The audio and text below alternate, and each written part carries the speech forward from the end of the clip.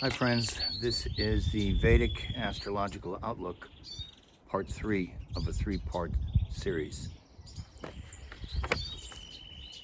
In this series we want to look at the positives and the conclusion to what's already been stated. This is a very auspicious year. I know I've mentioned it as being negative and potentially negative in so many ways. But what I have not yet mentioned is October 11th of 2019, Jupiter entered the sign of Sagittarius. Jupiter exits Sagittarius on November 20th of 2020. It's a 13-month transit through Sagittarius. Jupiter rules Sagittarius, therefore he is in his own sign. When a planet is in its own sign, it's in a position to deliver its benefits to a much, much higher degree.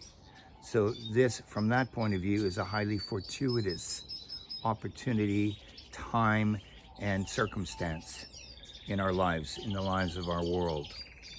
Now, I should be specific in telling you that Jupiter entered Capricorn for only 3 months, right now. And that was March 29th until June 30th. So that's 3 months, April, May, June. All right, so Jupiter happens to be in Capricorn right now with Saturn for these 3 months, which go back to the previous video if you need further information about that. And then from July, August, September, October till November 20th, he'll be in Sagittarius again. Jupiter is the great benefactor. He is the best planet of them all. He's the guru. I mentioned this. Jupiter brings enlightenment and realization and revelation. If we're thinking about this Samvatsara, the 60-year cycle, when we look back to the 1960 onward, and the huge change in consciousness, reality, and approach to life from a much more spiritual, loving, compassionate, and enlightened standpoint, which is what we had. I was there. In fact, I was in California, where it all began at that time. Now Jupiter is in Sagittarius again. This is 60 years on.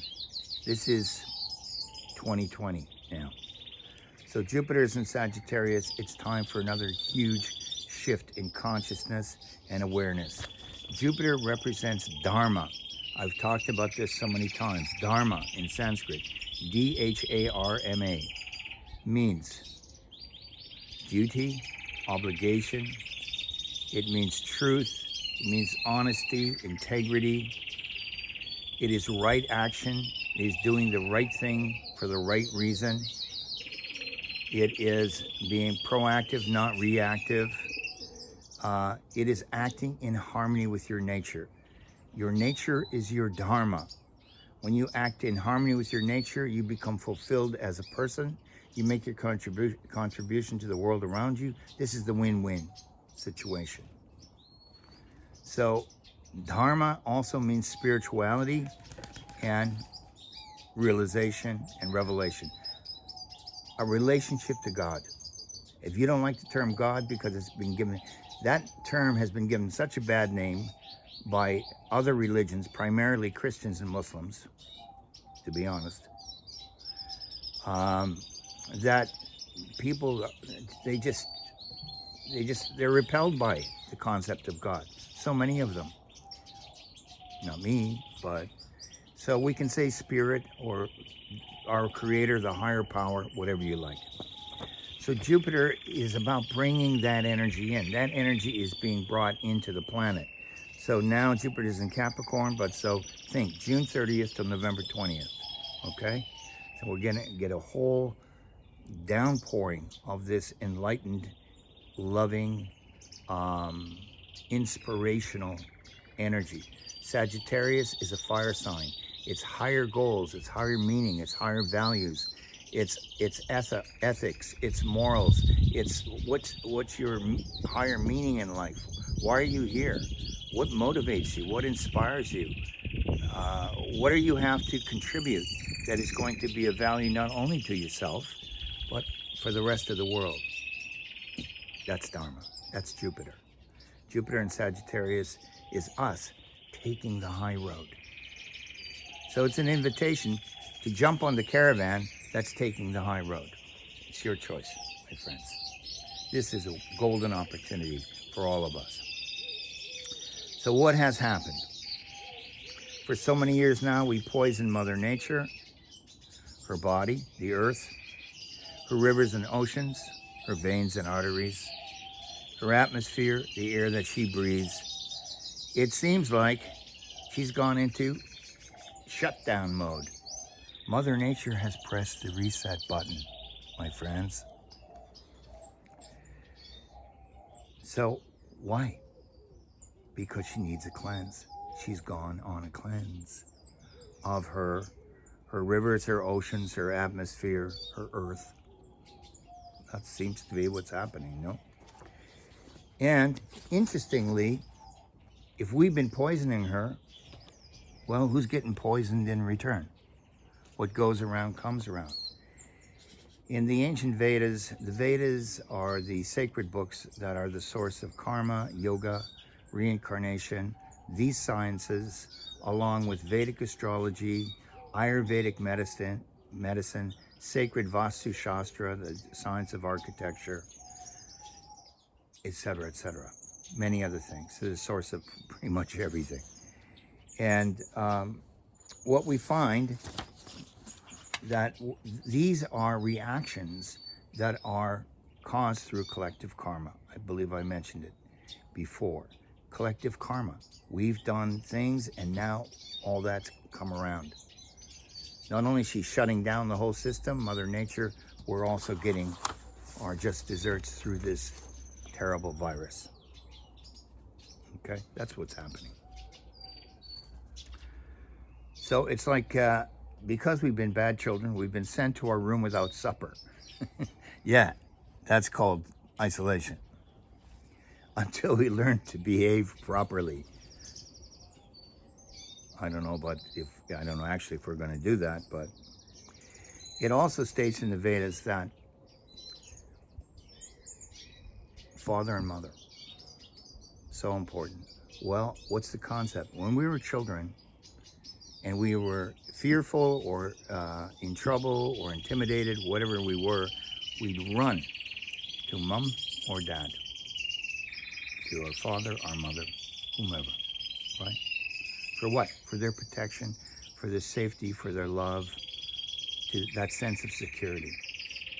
Well, according to Vedic understanding, our father is God. Our mother, she's behind me. And her birds, Mother Earth. You like the birds? Nice, huh? That's our mother. So we need to turn to our father and mother with humility in our hearts, with love in our hearts, and ask for their help and their inspiration, and most especially for their forgiveness. And you can say, well, I never did anything. Okay, if you didn't do anything, ask for it anyway. It doesn't hurt. It won't hurt. All that'll do is carve a couple pieces off your ego. That's fine. And most importantly, show your gratitude. Express your gratitude to your father, or to spirit, if you like, and to our Mother Earth. So we have to surrender our overarching egos, my friends. Now I want to explain one more thing to you, and then we're done. According to Vedic astrology and the constellations, the lunar constellations in Vedic astrology, they fall into three categories. Rakshasa, which means the unenlightened or destructive beings. We're talking about humans, all humans, okay? Unenlightened or destructive beings. Next level up is Nara, humans. Humans are not necessarily destructive. They're constructive. They build things, they invent things, but they're more governed by consumerism and materialism. They're driven by everything around them and their material bodies, and not so.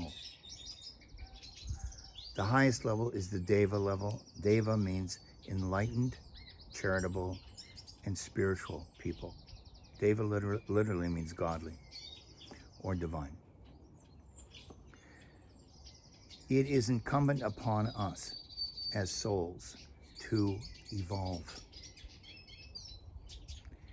If we are destructive or unenlightened by nature, if we are self-destructive or destructive of others or envious of others, or we intimidate others, or we manipulate others, or we take ours before they can get theirs, this is all Rakshasa behavior. It's animalistic in the sense might is right. We need to grow out of that. We need to evolve out of that and go to the human level. If you're not there, we need to go to the human level. And the human level is where by far the vast majority of people are at that human level, which is, I'm going to look after myself. I'm going to look after my family. That's pretty much all I care about. They're not hurting anybody.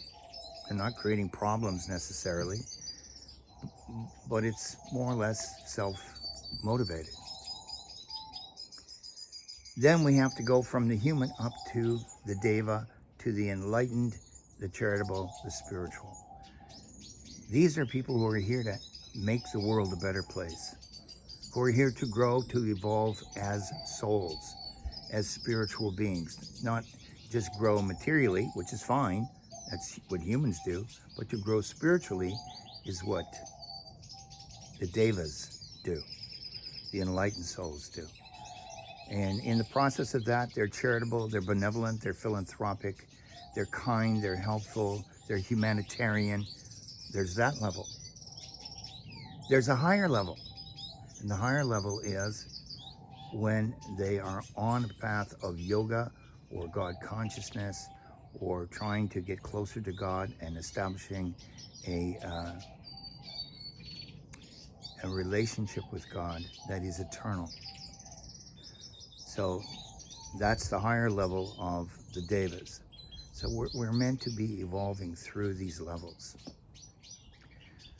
So that is Jupiter and Sagittarius. This is a golden opportunity to raise our consciousness, to change our behavior, to become more stewards of our planet and husbandry of Mother Earth, proper husbandry of Mother Earth, looking after her nicely and being conscious and conscientious.